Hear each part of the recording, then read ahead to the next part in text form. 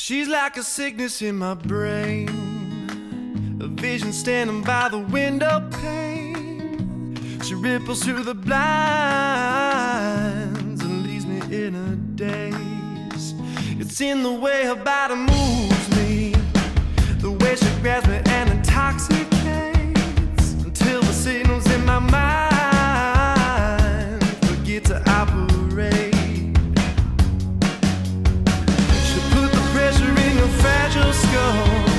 I take my pleasure from my alcohol. Hello everybody, welcome back to my channel and welcome back to Coffee and Crime Time. It's been a little while since we've had one, but I'm excited to get back into it. Today we're talking about the case of a young woman named Bianca Devins. Now this case actually interested me and kind of, I gravitated towards it because Bianca and her killer were actually from upstate New York, not far away from where I live. Before we get started, I do want to talk about our sponsor for today, Magellan TV. And if you've been watching my channel for a while, you know how much I love Magellan TV and how grateful I am to them for sponsoring this channel. Because if you can get a sponsor to keep your channel going and it's a sponsor you actually use and love, that's perfect. Today, I'm going to recommend to you a documentary that marries two of my favorite things of all time, true crime and history. And this documentary is called Crimes That Made History. There's actually 5 episodes at this point. There's Valentine's Day Massacre, Princess Diana, Jack the Ripper, Roswell, and Jonestown. Now, obviously, I've covered some of these topics, especially Jonestown, but I still found the Jonestown episode incredibly riveting, very interesting. I saw, footage that I hadn't seen before, so I definitely recommend checking it out. Magellan TV is a documentary streaming service. It currently has over 2,000 documentary movies and series on there now, and they add more every single week. There's something on there for everyone, from science to true crime to history to nature. The next one that's on my list to watch is called Attack of the Modern Diet, and you can get an idea of what that's about, but I'm really interested in that, especially the effect of sugar on our bodies and what it's doing to us. So I definitely recommend checking Magellan TV out. I think it's going to be a great gift for yourself and also for somebody else in your family or a friend who is into these kinds of things, but you don't know what to get for them. And for Christmas, I got my father an annual subscription to Magellan TV. He hasn't gotten it yet, obviously, but I know he's going to be pumped about it, especially when I set it up on his Roku for him, because he doesn't know how to do that. But you can play it on your Roku, your smartphone, you can play it on your tablet, you can stream it from anywhere, really, so you never have to be without Magellan TV. Check out the link in the description box. Magellan TV is offering viewers of this channel a free month's trial. There's no contracts, you're not tied into anything. You can cancel at the end of the month if you want to, but I don't think that you're going to. And I always say that, but I mean it. All right, let's move on to the video. In the early morning hours of Saturday, July 15th, 2019, 17-year-old Bianca Devins' life was brutally ended. And it wasn't by some on-the-run serial killer or some violent stranger, but by a man that she knew, that her family knew, that she'd been friends with, that she trusted. He then proceeded to post pictures of her dead body to social media accounts. Now, like I said, I followed this case closely, not only because of, what it involved, but because it was pretty close to me. And when something happens like that, almost in your hometown, it's shocking. You wonder, did I run into her at some point? And my husband and I go to Syracuse all the time because he went to college there and we love the basketball team. So we're always in those areas. And you have to wonder, did I ever run into her? Did I ever run into him? Did I see him in a gas station? It's just little things that go through your mind like that, and it really unsettles you, and it makes you feel closer to the case at hand. It happened this past July over the summer, but I didn't talk about it right away because I wanted to see what else would come out, and I also kind of wanted to get an idea of what the narrative was that was being pushed in the media about this case. And what I came to realize was the media, the papers, the people who talked about this in general, they were really focusing on the fact that Bianca Devins was what they refer to as an Instagram influencer, and that this man who killed her was also an Instagram influencer. So obviously that's interesting. That kind of takes a run-of-the-mill case, a true crime case that we hear about and we see every day, and it brings it to a new level and it gives it a new dynamic. But as always, to understand what happened at the end, we have to go back to the beginning. Bianca was 17. She lived with her parents in Utica, New York, and she'd just graduated from high school. She was planning on attending college in the fall to study psychology, and it was her dream and her ambition to work with adolescents and teenagers who were struggling with mental illness because she too struggled with a mental illness. Bianca was diagnosed with BPD, or borderline personality disorder, when she was a younger teen. And because of that, it seemed she had a hard time relating to people in the real world. And as so many people who do find a hard time connecting with people in their real life do, she went online and she created a community there. Now, according to her mother, Bianca felt that the online persona that she had created for herself was better than who she was in reality. And this confidence in this persona allowed her to creatively flourish online, connect with others who had same interests as her, and even help other people with their own issues. Now, depending on what you read or what you see about this case, she'll often be called an Instagram influencer. And technically, I mean, she wasn't, maybe a micro influencer. She had, I think, about 3,000 to 4,000 followers at the time of her death. Obviously, since then, her following has increased, as it happens posthumously when people just kind of want to see what you're all about and just flock to her page. But she wasn't like this heavy duty, Instagram influencer with hundreds and thousands of Instagram followers. She was also very active on other social media platforms, 4chan and Discord. And on these two platforms, 4chan and Discord, she used the username OxyChan. Now, it seems as if Bianca had received some counseling in her younger years, her early teen years, but she was still struggling with low self-esteem, self-image. She struggled with awkwardness, and she suffered from sensory issues, so it would cause her to feel claustrophobic if she was in the car, or if things were too noisy, she would just, get really upset and agitated, and she'd just start screaming. When she was 15, she ran away from home and she went to New York City. And in October of 2018, she was admitted to a mental health clinic in Albany, New York, where she stayed until February of 2019. So she found a community of people online who liked her. They were interested in what she was creating. She was able to be herself with them. And because of that connection to these people online and this community she'd built online, she started moving more away from the real people in her life and kind of spending a lot more time online. And this is a tale as old as time, or at least as old as the internet. I know we aren't all brushed up on our social media terminology, and here comes the okay boomer comments, but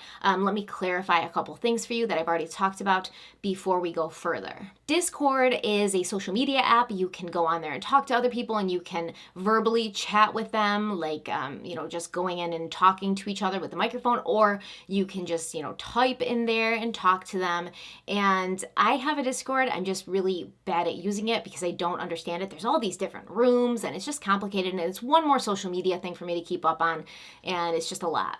But basically, it's a way that a group or community of people can all chat at once. And in theory, this is great if you know how to use it and you remember to go in the app and use it. So 4chan is an online community that I personally don't frequent or go to. I think it can be very problematic. It doesn't seem that it's monitored. It doesn't seem like there's any sort of like moderators or anything, that would remove content that was inappropriate. So pretty much it's the Wild West over on 4chan. And you'll sometimes see Bianca referred to as an e-girl. So an e-girl essentially is, just a girl who's on the internet or on social media, and she's popular on social media, and she kind of represents and looks like other e-girls. I think it's supposed to be a kind of categorization, like a visco girl.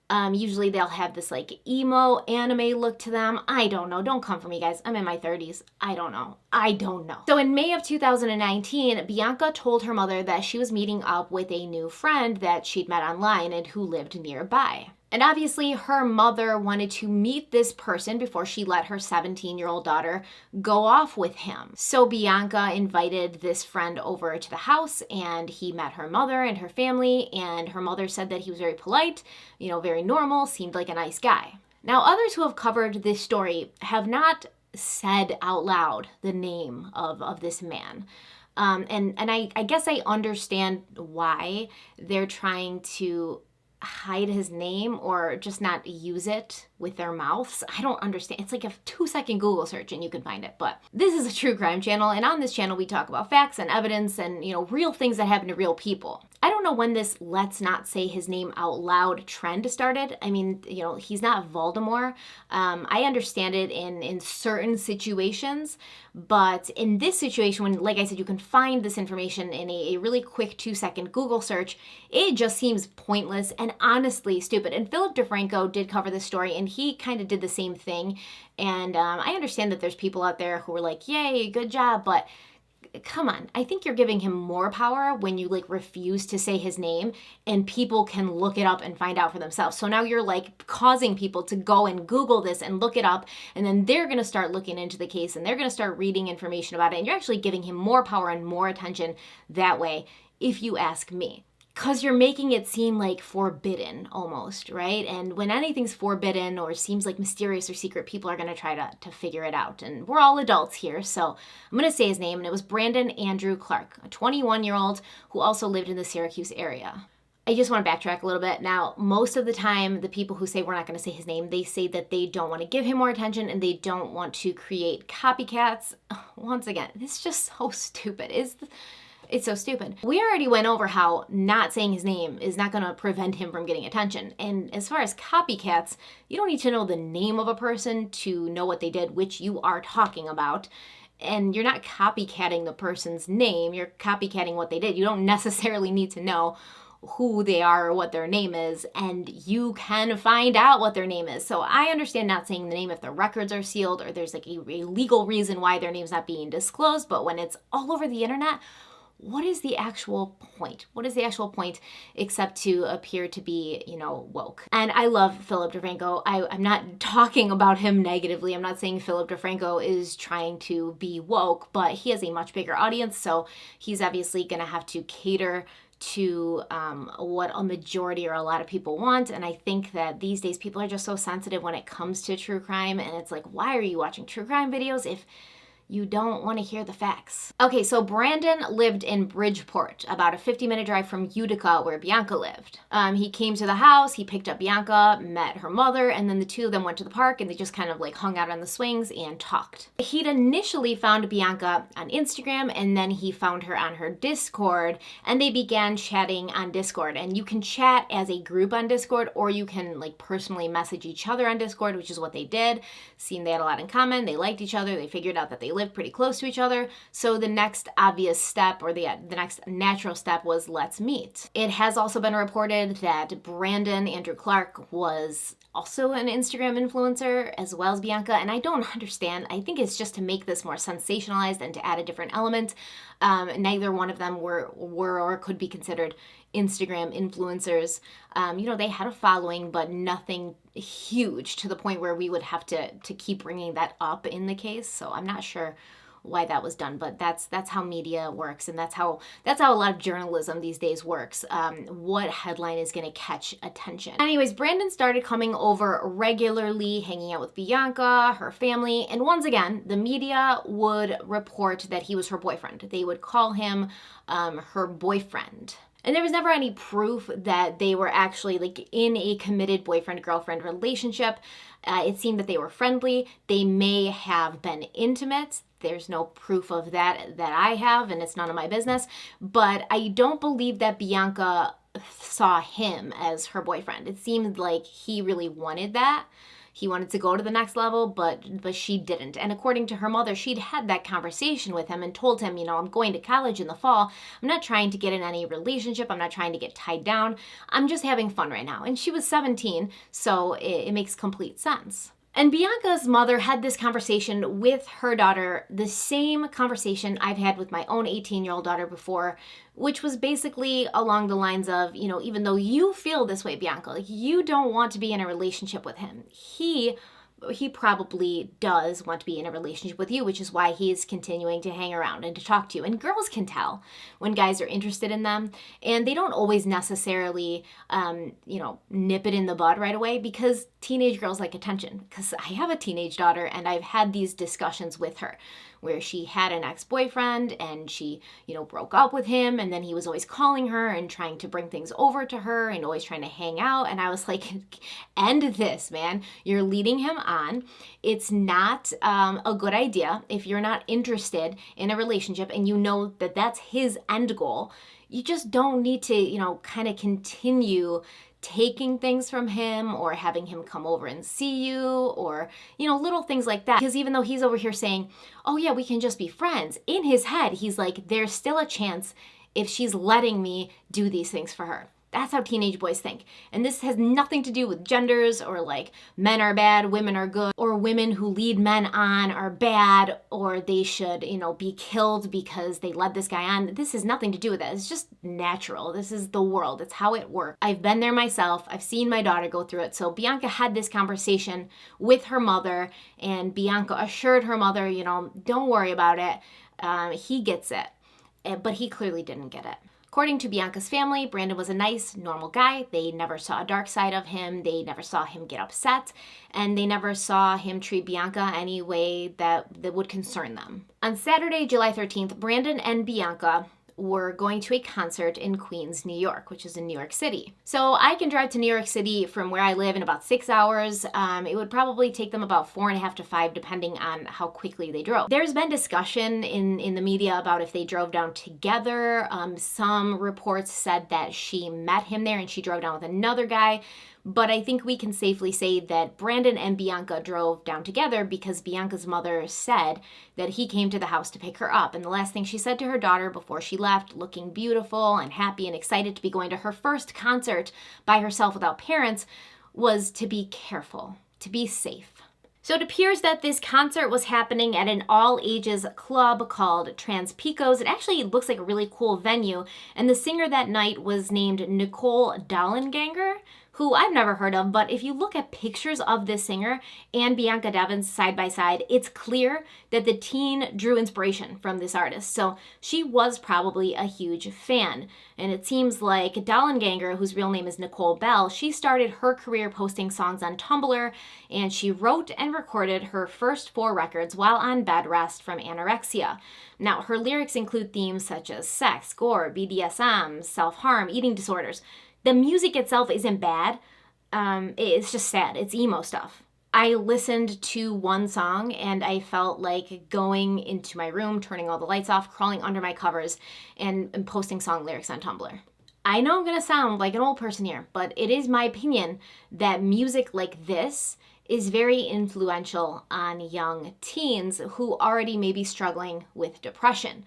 It's kind of like, the thing you used to do when you were a teenager and you got broken up with and you were sad and you went home after school and you listened to all the sad songs you could find. It's kind of like wallowing in it, like placing yourself in the saddest place you can because you feel sad, instead of the opposite you should be doing, which is, getting out there, like go for a run, meet some friends, try to do something that makes you happy instead of like keeping yourself in that box of sadness. And I do think that it's problematic to have recording artists making music such as this, which literally, I am a grown woman who has a very happy life. I listened to this song and I was like really sad. Like, I don't know how to describe it. The music is good. She's got a nice voice. And as an adult, I can even look at the lyrics and say that I appreciate them, but I would not want my teenage daughter who was depressed to be listening to it. That's all I'll say. That's my opinion. Don't come for me. So Brandon's driving Bianca to this concert, but Bianca had told her mother previously that she was meeting a new friend at the concert. And apparently Bianca's mother had told her that it was okay that she meet this new friend without her first meeting him because Brandon was there to protect her. So it's very clear from what I'm seeing and what I'm talking about now and later reports from her family that her family really trusted this Brandon dude. Really. So they leave around 2:30, they get to the venue at around 7:30, and they meet up with this other guy. Now, this other guy, his name was Alex. He was also from Discord, and he lived in Jersey City. And it seems like Bianca was there to meet him in almost a romantic way and maybe hadn't told Brandon that was her plan. There's also reports that when they got there, all 3 of them, had some drinks and smoked some stuff, some Mary Jane, if you know what I mean. And at some point before they left at 10, Bianca and Alex kissed, and Brandon was obviously not happy about this. I don't know how he could really be happy about anything after listening to the music that they listened to for like the past 2 hours. That would be enough to make anybody just really sad and depressed about life, but he wasn't happy about this, obviously because he had a crush on Bianca. Now, apparently the kiss between Bianca and Alex happened when Brandon wasn't around, and it appears that he found out about the kiss on the drive back home from Queens to Utica.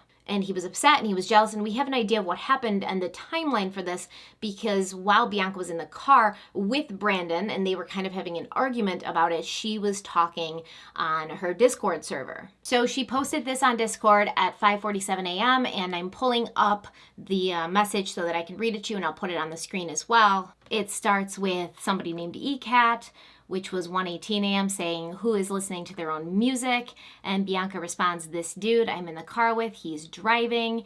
ECAT responds, kind of crazy to play your own music unless it's really good, not gonna lie. Bianca responds, it's Spotify, just on like genres and stuff. And ECAT responded, oh, I thought you meant music he made, LMAO. Bianca responds, no, haha, he's listening to sad stuff, I guess. And ECAT responds, I don't know what that means, or if it means anything, kind of odd to put yourself into a sad mood before a concert. Now I have to feel like this timeline is off because they left for the concert at 2:30 p.m. and this is showing 1:18 a.m. So I'm not sure what's going on with that. But later it shows Bianca writes at 4:41 a.m., he smells so nice, LOL. ECAT responds, sniff, I told him to tidy up. Is he still super awkward? Bianca responds, haha, no, he's perfect, I'm in love. And ECAT responds, is he still being shy or talkative? Bianca said, shy right now, but he smiled, smoked, haha, we held hands, my friend is so mad. He saw us kiss, I kissed him twice. So Bianca is talking about this other guy, Alex, that she kissed when she's saying he's perfect, he's shy, he's smoked, he's not being, really talkative right now, but we kissed twice. And it looks like ECAT actually also knows this person because she says that she had told him to tidy up. So they all kind of know each other, right? It's very incestuous in a way.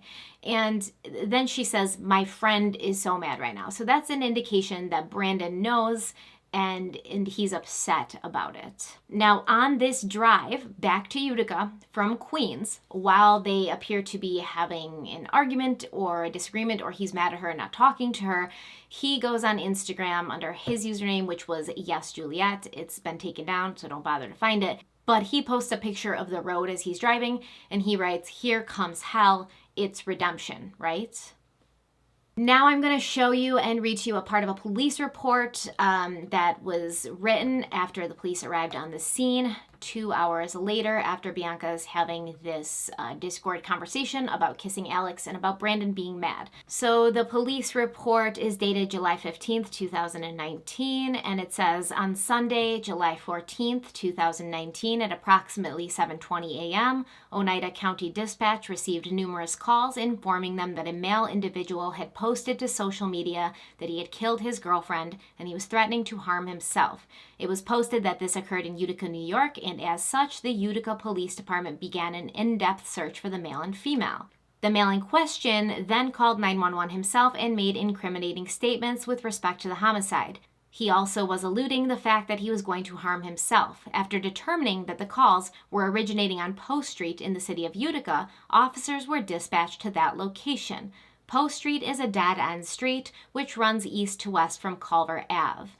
The street terminates into a wooded area where the first arriving officer located a black SUV with a male lying on the ground beside it. The officer approached this male and almost immediately he began to stab himself in the neck with a knife. The officer requested emergency medical care and the Utica Fire Department arrived soon after.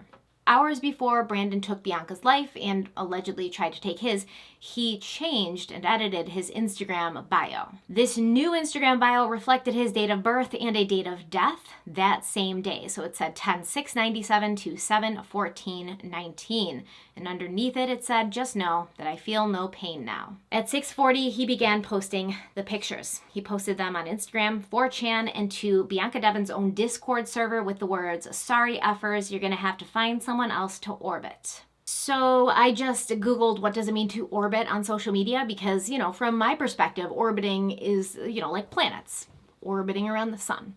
So I kind of got the general idea that it means there was people who were orbiting around her. But let's see what Teen Vogue says about it. Orbiting is the new breakup habit that's worse than ghosting. It says ghosting might be more accurately used for a situation in which someone is no longer physically present, but their presence is still felt. In the social media age, it's much harder to shake someone's image after a breakup, whether it's their face popping up on your Instagram feed or their eyes on your stories. Apparently, there is a word for when your ex keeps tabs on your social media after you've broken up, and while ghosting does seem the best fit here, that's not it. According to the New York Times, this very specific occurrence is called orbiting. So this term was allegedly coined by a woman named Anna Iovine in an article for Man Repeller. There's a magazine called Man Repeller. She defined it as the situation in which your ex still visibly watches your social media. You know what's happened to you when your ex's name shows up as one of the watchers of your Instagram story. You may have unfriended and unfollowed them on every platform,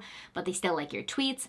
And she says, I dubbed it orbiting during a conversation with my colleague when she poetically described this phenomena as a former suitor keeping you in their orbits, close enough to see each other, far enough to never talk. Anna wrote in her April 2018 article. So it seems like Anna's colleague is actually the one that came up with the term, but okay. I've also heard orbiting referred to as when a girl's online and a lot of men kind of like flock to all her social media accounts and just watch her and kind of like make sure that they're always around her so that she'll hopefully notice them. But either way, that's what he said. So it does appear that he was jealous, maybe not only of this Alex guy, but of all the other people that seem to really like and respect and enjoy Bianca's company. So Brandon slit Bianca's neck and then he took a picture of her. That's the one that he posted on Instagram. That's the one he posted on Discord, on 4chan. And obviously at that point, people saw it and they started talking about it. You know, is this real? Is this real? And some people called the police to report it. And Brandon himself called the police to report it. He alluded to the police that he was going to hurt himself, but he waited until they arrived before he started stabbing himself in the neck. And then allegedly, he began taking selfies of himself to post to social media. And then he apparently laid down in a tarp that was on the ground, which a police officer saw brown hair sticking out from underneath it. So Bianca Devins' body was under that tarp and Brandon laid on top of her body that was under the tarp and took pictures as well. A truly disturbed young man. I just can't imagine, telling the police that you're going to hurt yourself, waiting for them to get there, start stabbing yourself in the neck and taking selfies while the police are there. So nearby, they found a butcher knife with a black handle. That was the murder weapon. And Brandon, who had wounds in his neck now, was rushed to the hospital and he was listed in critical condition, but he survived. He was arrested and he was charged with second-degree murder. Now, I have an issue with the second-degree murder charge. I think it should be first-degree murder. We'll talk about that in a second. But the DA actually offered him a deal. Like, if you just plead guilty to the second-degree murder charge, we'll only give you 25 years to life. But Brandon was not going to plead guilty. He pled not guilty, which is just very confusing to me because you took pictures, you called the police on yourself. You clearly wanted everybody to know that you did this, and now you don't want to plead guilty to it in order to get a lighter sentence. You want to plead not guilty. I wonder if it's because he really, wanted to go to prison and he wanted to get put away and he didn't want a lighter sentence. I can only imagine that that's the only reason why he would not take that deal. Okay, so there's some things we need to discuss to get to the bottom of this. I want to talk about the second-degree murder charge. Second-degree murder suggests that this was not premeditated, not planned. And I would have to argue that I think it was. And maybe he didn't know exactly when or where he was going to do it, but I think that over the past couple of weeks before this happened, he was getting more and more agitated with Bianca and the state of their relationship, wanting it to be more, wanting her to, let him know one way or the other what it was.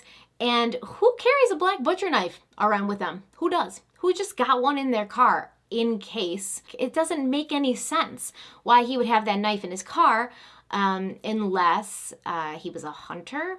I don't know if he was. I mean, it's upstate New York. It's very possible. But why else would he have that knife in his car? And there is something about Brandon's past that may shine a light on why he had that butcher knife and why he did this to Bianca. After Bianca's death, Brandon's father, Jason, made a statement to Bianca's family that he was sorry for their loss. He said his son, the oldest of 4 boys, he'd been raised right. There was some dysfunction in the household, but, he had been raised correctly. So what did he mean by some dysfunction? 9 years before, when Brandon was 12, his father, Jason, took his mother, Michelle, and basically held her hostage for 10 hours while the police were like outside, afraid to come in. And he held her at knife point with a black-handled butcher knife. And he did this, according to her, because he thought that she was cheating on him. And he said he was going to, slit her throat with a knife, and then he was going to kill himself. And he told this to her, and he told this to the police, and he had her tell it to the police. And, she said that this wasn't the first time something like this had happened, that Jason would get things into his head and kind of obsess about them and become paranoid and worried and anxious about them. Now, Michelle's mother had been there at this time when, Jason was holding her daughter at knife point, and she tried to call the police, but Jason had ripped the phone out of the wall. He physically abused Michelle. He hit her head into the wall, just really bad stuff. Now, there's no evidence in the police reports that 12-year-old Brandon was present at this time, but it's more than likely he was. This was his home, and even if he wasn't, he would have heard people in the family talking about it, right? His father did some time in prison for this, I think a year, not very long, a year or two. There would have been people who talked about this. He would have wondered why his father wasn't there, and they would have told him. Most likely his mother would have told him, his grandmother. They were traumatized by this, they were telling him what was happening. And I almost wonder if Brandon and his father suffer from some kind of mental illness that makes them especially paranoid and maybe cause them to do things spontaneously without thinking them through. It just seems way too similar. They both did basically the exact same thing, except Brandon actually followed through. And this type of behavior, this toxic behavior, it's a vicious cycle. It doesn't change. So it's more than likely that Brandon would have witnessed things like this before, even if he wasn't there for that exact thing. Okay, so I looked it up, and Jason Clark, he actually accepted a plea deal, and he served 2 to 4 years for this. It's just too similar. The accounts and the situations, they're just too similar. And Jason Clark would have you believe that it had nothing to do with that. It wasn't him or his family at all. They raised their son right. He actually, in one article, said that his son was on LSD at the time, and that's why he did it. And, according to police reports, there's no sign or evidence that Brandon was on LSD at the time. So it just seems like excuses from somebody who really realizes that they probably should have been a better role model and, are probably partially responsible for what happened to this young girl. But that's just my opinion. I don't know Jason Clark. I don't know Brandon Clark. I don't know their family. I'm sure they have their own stuff going on. But I would personally feel responsible if my kids ever went on to, do anything bad like that or hurt somebody or kill somebody. I would feel responsible even if I hadn't done the exact same thing and they had replicated it. You know what I mean? You just feel that responsibility as a parent. So because of the fact that he had this knife, and friends of Bianca's online, they kind of said that he obsessed over her a little bit and he kind of pushed for it to be more and she didn't want it to be more. Many people also say that she led him on. People say that she led other guys on. There's a whole bunch of videos out there that are talking about, not that Bianca deserved it in any way, but there was things that she did that triggered certain events to happen. I'm not going to talk about that here. I haven't researched it enough, and honestly, I don't really care what she did before. She was 17. I'm sure she did a lot of stupid things. That's what we do when we're young and, full of life, and it just feels like we're going to live forever. Boys do that, girls do that, teenagers lead each other on, and they do like the attention. So it's certainly not a thing that she deserved to die for.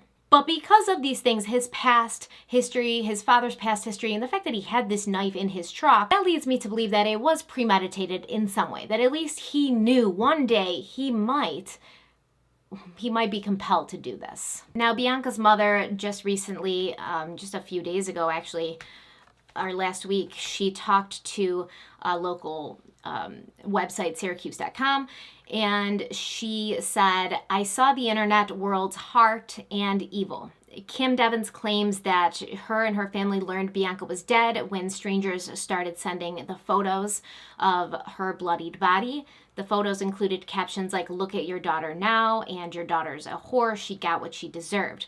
But other strangers did send messages of support. Bianca loves the color pink, so many made artwork of pink skies and pink clouds. Kim Devins said, quote, "I saw the most evil side of the internet, which was so unexpected. Bianca is much more than those photos. She's much more than her death, and she's much more than a murder case. She's an artist, a sister, a daughter, a friend, and her bright light was taken entirely too soon." Kim Devins also says about her daughter, that was her safe place. She could be anyone, and she could create a different persona who had more confidence. On Instagram, she posted about her mental illness and her struggle with it. On May 1st, she posted that it was Borderline Personality Disorder Awareness Month. "A lot of you know I have been diagnosed with this," she posted. "It's a struggle I go through daily. I've come a long way in my progress. I can't be cured, but I can get control of my symptoms. We are not unlovable," she continued. "We can have healthy relationships and are not manipulative. A lot of what we do, we don't understand. I am responsible for this stuff a lot. We are not evil. Our mental illness does not make us a bad person." Bianca's mother says she monitored Bianca's accounts. If she met someone online, her mother would often ask to FaceTime the person. At one low point, Bianca had considered suicide. Her mom got her help and secured from her a promise that Bianca would never leave her. This is really sad for me, guys. I have an 18-year-old daughter, and I just can't imagine what Kim Devins is going through right now.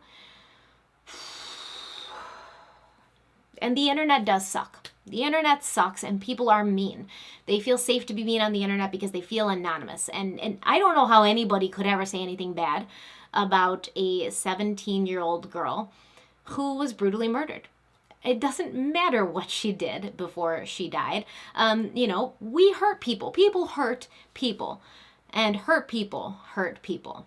It's just what we do when we're young and we're growing and we're learning. Nobody deserves to be killed for it. And I guess what, in my opinion, what I want to take from this and what I want other people to take from this is we need to teach our children. As I've said before, I live in the world as it is, not as I wish it was. And in this real world, we need to teach our daughters to protect themselves.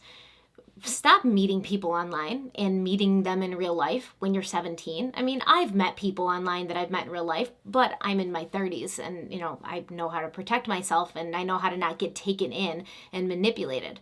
When you're 17, you don't know. So stop meeting people that you meet online in real life. Stop developing these intense relationships with these people that you meet online because you don't really know who they are. And as a young girl, it's unfortunate, but we really need to recognize a young man's intentions. So we know when we're teenagers if this boy who's hanging around us is interested in being friends or if he wants more. And if he wants more and you don't want more, then don't be friends with him. Don't do it. I'm sorry, it's harsh, it sounds terrible, but it's much better to not give somebody the feeling that there's hope and to not allow somebody to remain in your orbit when you know that their end goal is something that will never be your end goal. And on the other side of that, we need to teach our sons that if a girl you're interested in tells you with her mouth and her words that she only wants to be friends and nothing more, then you need to take that as gold. That's the final statement. Even if she gives you hugs that seem to linger, even if she laughs at your jokes, even if she, touches your shoulder when you're around, even if she sits in your lap or, kisses you on the cheek, don't put yourself in that position. It's a dangerous world these days for young girls and young men. Just don't put yourself in that position. Just find a new girl who does like you and who does want more, because you're wasting this time with this other girl and you're just going to be pissed off every day when you see her flirting with other guys, and it's going to turn into a bad situation for everybody. So we need to teach our children this, and they probably won't listen. They probably will go ahead and, make these mistakes anyways, but it's good to at least try to instill the understanding in children and teenagers and adolescents as they grow, that human relationships are incredibly complicated and incredibly fragile, and they need to be handled and built and maintained with care and with clear, precise boundaries. I definitely want to know what you guys feel about this case. It was definitely one that I've been looking into a lot and kind of keeping track of what people are saying about it. And there's all sorts of people saying all sorts of things. But in the end, a young girl is gone. Her family is devastated. They lost her for no good reason. And I think, she had a lot of potential, as many 17-year-old kids do, a lot of potential, because in the end, she wanted to help people. And that's really what we want to see go out into the world. People who want to help other people, not hurt other people. And even if she was struggling with things herself, which she was, she could still take that and use it as an energy source in order to make a positive impact on other people's lives. And according to her friends online, she was doing that. So she was capable of doing that. And she was about to start school and, start her life and hopefully make some real friends in real life and join some clubs and, do her art. And it's incredibly tragic. And my heart goes out to her family. Her family is planning a Bee Gala, B-E-E, on February 15th at the May Studio in Utica to raise money for college scholarships. So this is basically like a foundation they've set up in her name, and they want to obviously help other people. They want to take this loss and do what Bianca wanted to do, which was help people achieve their dreams and, live their lives. I just want to read you one more thing, because I do want you to see this girl as a real person, because she was somebody's daughter, she was somebody's sister, she was somebody's cousin and niece and friend, and she could have been your daughter, your sister, your niece, your friend. On Mother's Day, Bianca posted on Instagram thanking her mom and her stepmom for support during her treatment. Bianca wrote, "You gave me a card and you wrote so much that you had to write 'Love Mom' off the page. LOL. I really cried while reading it, and I read it a lot. It meant a lot to me that you would express yourself like that, because I've had such a hard time expressing how grateful I am for you." I write cards for my daughter like that, or I write so much that I have to turn it on the back and, write "Love Mom" on the back. And Kim Devins I think she's 36 years old, so she's right around my age. So it looks like she had Bianca when she was young. And I had Nev when I was young. We were probably about the same age when we had our daughters. And my daughter is still with me today, and hers is gone. And that really makes you think, and it makes you feel something. So I really want to give you guys this information about the Bianca Michelle Devins Memorial Scholarship Fund, which has been established by her family to provide scholarships to students pursuing a degree in psychology so they can continue Bianca's dream and help adolescents with mental illness. I'm going to put in the description box how you can contact the fund if you want to donate, or you just want to look more into it. I'm definitely going to donate something. I think it's for a good cause, and obviously it's to honor the memory of somebody who is gone but had really big dreams and really big hopes. So my heart goes out to her family. My heart even goes out to the family of Brandon. His brother was writing something that was something online that people were essentially messaging him and, losing their minds on him and blaming him. And he's like, this is my brother, it's my older brother who's, taught me everything, who I've grown up with, who I loved, who I never knew had this in him. And now on top of dealing with that, losing my brother and realizing that he was capable of doing something like this, I have to deal with these people on the internet, sending me death threats and hate.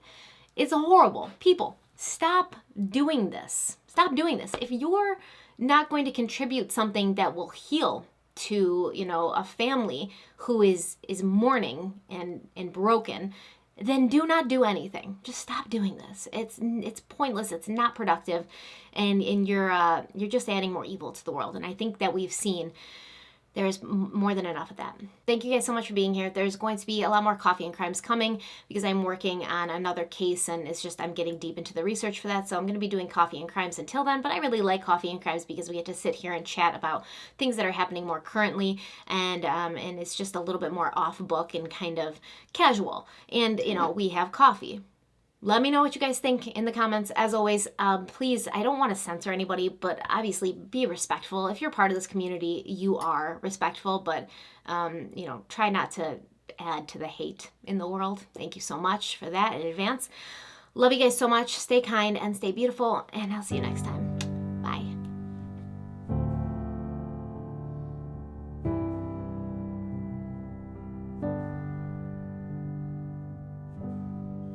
Through the tears, the light is faded as heavy hearts consume all you are.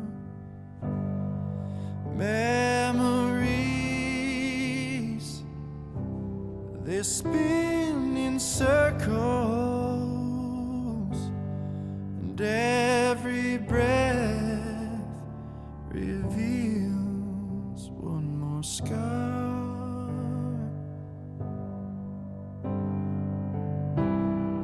Curl your arms around a whisper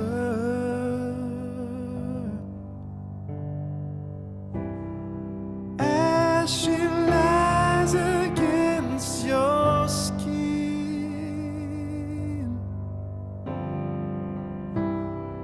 Feel the warmth surround her halo. Heaven will embrace your fears, held within.